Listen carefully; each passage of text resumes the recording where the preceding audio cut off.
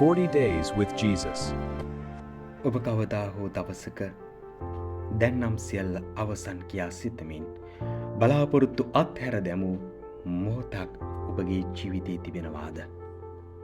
එහෙමත් නැත්නම් ඔබ ආදරය කරන කෙනෙකුගේ හෝ යම් බලාපොරොත්තුවක අවසානයේ දැක හඬා වැටුණු අවස්ථා තිබෙනවාද?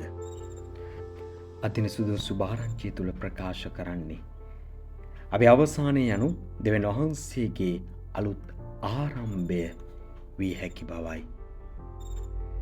මාර්තා සහ මරියා ජේසුස් වහන්සේ ඉදිරියේ හඬමින් පවසන්නේ, ස්වාමිනේ, වහන්සේ මේ සිටියානම් මගේ සහෝදරයා මිය යන්නේ නැහැ. ඔවුන්ට තිබුණේ දැඩි විශ්වාසයක් වුණා. ඒ මොහොතේ ඔවුන් සිටියේ මරණයේ ඉදිරියේ පරාජය වෙලා. ලාසරස් මිය ගොස් දින 4ක් ගත වී තිබෙන මොහොතක එදා තිබුණු විශ්වාසය අනුව දින 4ක් යනු සිරුර නරක් වෙලා නැවත ප්‍රාණය ලැබීමේ සෑම බලාපොරොත්තුවක්ම අවසන් වෙච්ච කාලවකවානුවක.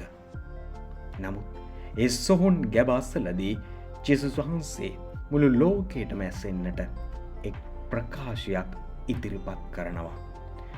පුනර්ජීවනයේද ජීවනයේද මම වෙමි. මා දහගන්නා මැරුණත් ජීවත් වන්නේය. උන්වහන්සේ ලාසරස්ව මරණයෙන් නැගිටවන්නේ දෙවියන් වහන්සේට කළ නොහැක්කක් නොමැති බවත්, උන්වහන්සේ කාලයට හෝ මරණයට යටත් නොවන බවත් පෙන්වන්නටයි. මම මේට ගැළපෙන එක් සැබෑ අත්දැකීමක් මතක් කරන්න. මම දන්නා එක් පියෙක් හිටියා. ඔහුගේ ව්‍යාපාරයේ සම්පූර්ණයෙන්ම කඩා වැටි ඔහු දැඩි ලෙස ණයකැති වූ අවස්ථාවක ඔහු සිතුවේ තම ජීවිතයේ මෙතනින් අවසන් කියායි. ඔහු වටා සිටි අය පැවසුවේ දැන් නම් මේ මිනිහට ගොඩේමක් නැහැ, එයා ඉවරයි කියලා. ඒ පවුලම හිටියේ මල්ලකේක වගේ දැඩි කනස්සල්ලෙන්. නමුත් ඔහු දෙවියන් වහන්සේ කෙරෙහි විශ්වාසය තබා අලුතින් වැඩක් පටන් ගන්නවා. පුදුමයකට මෙන් වසර කිහිපයකින් ඔහු පෙර සිටි තත්වයටත් වඩා සාර්ථක වෙනවා. ඔහු ප්‍රකාශ කළේ, මම හිතුවේ එක මගේ අවසානය කියලා. ඒ දෙවියන් වහන්සේට ඕනුනේ මාව අලුතින් ගොඩනගන්නටයි.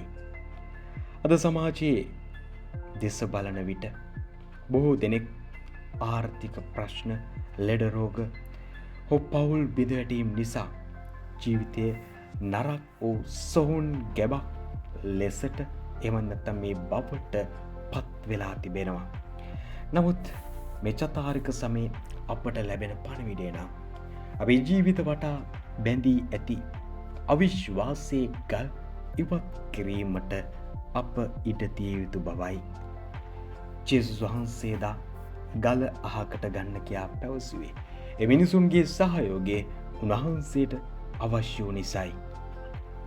ඔබ අද සිටින්නේ කොතරම් අඳුරු තැනක වුවත් එළියට එන්න ජේසුස් වහන්සේගේ ආදරණීය හඬට සවන් දෙන්න.